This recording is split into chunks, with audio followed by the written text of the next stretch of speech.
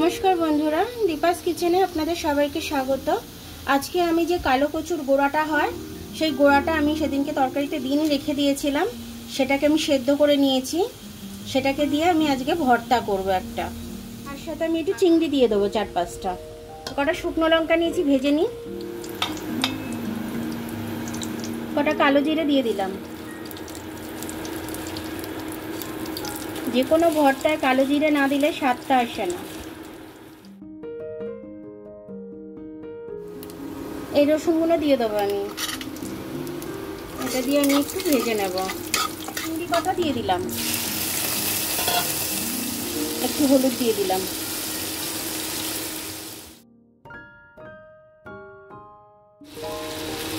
একটু নুন ফেলে দিলাম।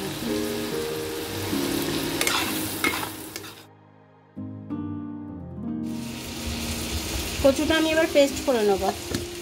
কচুটার মধ্যে দিয়েছি, এর মধ্যে আমি এটা বেটে রেখেছি, এটা ভেজে রেখেছি, এটাও দিয়ে দেবো। এবার এটাকে আমি দিয়ে দিলাম। একটু নুন দিয়ে দিলাম, তখন চিংড়ি মাছ ভাজাটাই নুন দিয়েছিলাম।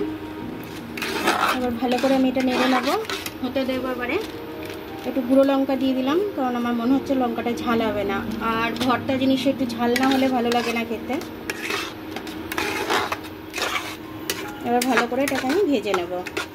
নাড়তে নাড়তে দেখুন এটা ডো তৈরি হয়ে গেছে, কড়া ছেড়ে দিয়েছে একদম, তার মানে আমার ভর্তাটা পুরোপুরিভাবে ভাজা হয়ে গেছে।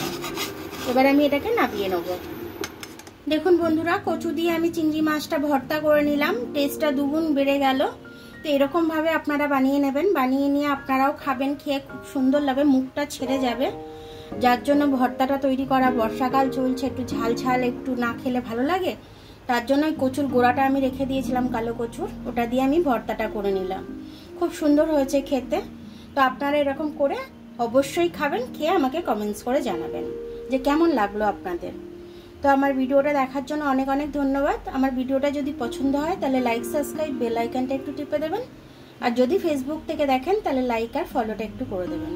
আবার কাল দেখা হবে নতুন রেসিপির সাথে। ততক্ষণ আপনারা ভালো থাকবেন, আমি আসছি।